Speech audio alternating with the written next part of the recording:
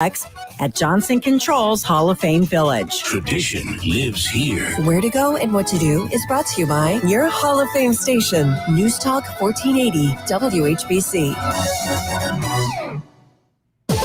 Canton's Morning News with Pam Cook continues now.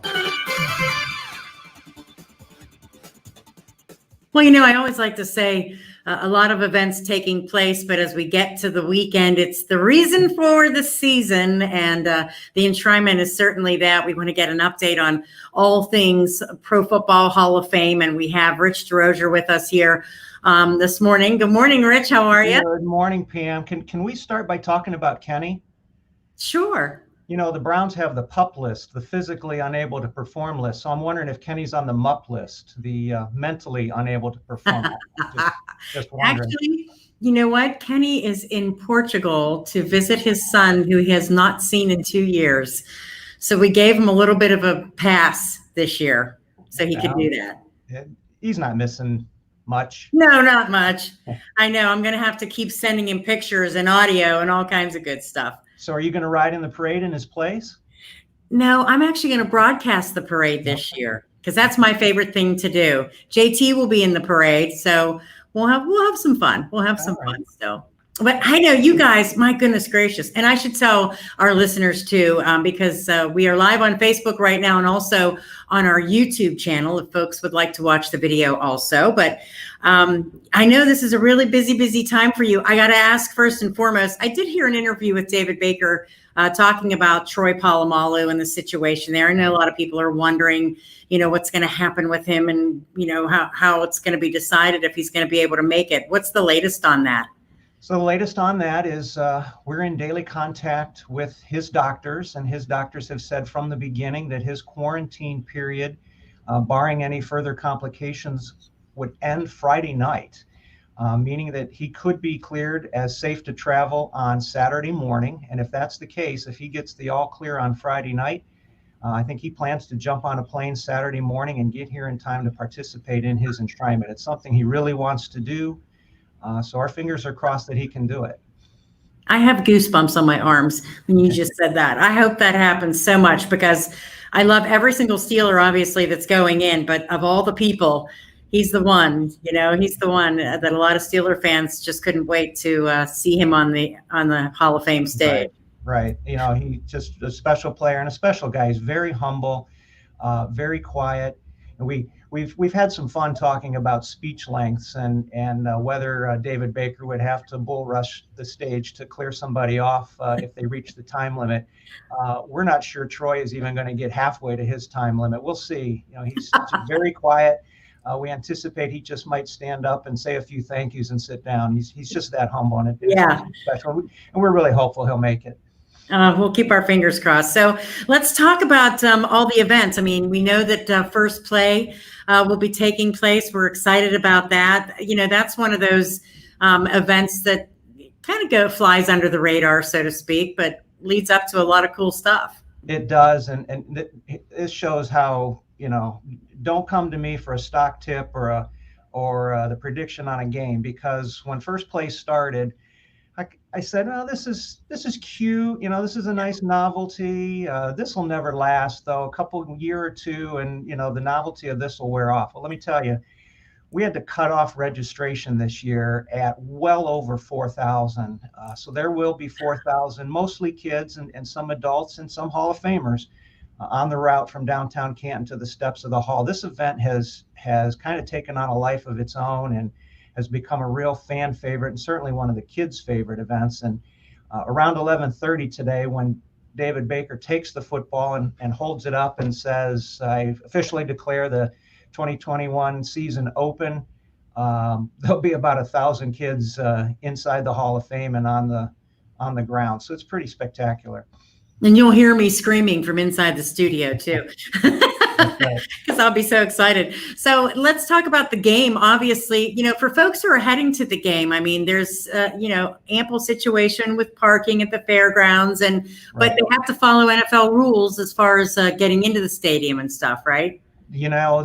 Particularly for the game itself is under the jurisdiction of the NFL, and their COVID protocols are extremely tight. So if you're even coming close to being on the field, you have to be vaccinated. You have to have a special pass. If you're a fan, we're still at a stage where you don't need to wear a mask in the stands. If you want to, you're certainly welcome to, and there won't be any mask police. So do what makes you feel comfortable. But yeah, allow yourself plenty of time, because there's screening coming in. There are some guidelines about bags. Any bags coming in need to be clear. So a diaper bag, a purse, anything like that needs to be clear. So just don't let yourself get bogged down at the gates coming in by not having the right things in your possession. There's a full list on our website at profootballhalloffame.com of the do's and don'ts for getting in the stadium. And a lot of activity, obviously, on the campus on Saturday and Sunday, and folks can go there. You've got the beer fest going on, and autograph sessions, and just so many things to do. Lots of things to do. Kids can come to the Fun Fest for free. There's no charge for that, and they can run around on the mini field adjacent to the Hall of Fame building and run some obstacle courses and pass and kick some football. So that's a great place for families to come together. Also in that same general area is a tent set up, and it says in Endurance Zone across the top. And our friends at Endurance Zone are welcoming in some Hall of Famers and some military veterans, and they're going to be positioned on stationary bikes, and they're going to be riding some miles for charity for the U.S. Veterans Chamber of Commerce to raise money for veterans. So we're hoping to raise $100,000 this weekend to support veteran causes as well. And we've got 7 Hall of Famers who are participating in that. Wow. And remember, a year ago at this time, you were coming on to tell us twice the fun in 21, and here we are. That countdown clock when we started that was well over 400 days, and we thought it's going to take, this is going to be so slow to get 400 days counted down, and here we are. It's one day to the game, and that's the countdown clock actually went to the game, but really it should have went to today, because first play really kicks everything off. Well, I know you're going to be busy. I know it's going to be fantastic. Everybody in Canton and all the visitors coming in are going to enjoy it. It's been something that is much needed, and we've all been waiting for. So we appreciate you coming on and sharing all the info with us. Thanks, Pam. Thanks for having me. I'd wave a terrible towel if I had one, but I just used it to dry my car. So I'll get you one. I'll get you another one. Okay. There's plenty. I have plenty. Thanks, Rich. Thanks, Pam. What's next? Keep listening to find out, because the news never stops. Get the facts. And neither do we. 1480 WHBC and WHBC.com. This Pro Football Hall of Fame and Trinity Salute is brought to you by Friends and Family Credit Union and A&M Total Restoration Roofing and Siding. Bill Cowher's road to the Pro Football Hall of Fame started as a Browns player, then as the Browns special teams coach, and in 1992, he replaced Chuck Noll as the head coach of the Pittsburgh Steelers. For 15 years in the Steel City under Cowher, Pittsburgh won 8 division titles, made the playoffs 10 times, played in 6 AFC championship games and 2 Super Bowls, claiming the Vince Lombardi Trophy in Super Bowl 40. Cowher finished his career with 149 wins in the regular season, 12 more in the postseason, and a combined winning percentage of .619.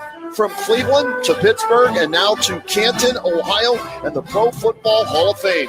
That's a heck of a journey that ends as part of the Pro Football Hall of Fame class of 2020. Congratulations, Bill Cowher. A&M Total Restoration Roofing and Siding, serving all of Northeast Ohio. No job too big or too small. Locally owned, locally operated. It's Joe and Chris at A&M Total Restoration Roofing and Siding. Their work is backed by the Better Business Bureau. Call 330-507-6220. That's 507-6220 if you want your job done right. It's A&M Total Restoration Roofing and Siding, or visit amtotalrestoration.com. Hi, this is Dave Anthony with Fox News in New York. Coming up, Jim Michaels will have the local news here on News Talk 1480 WHBC.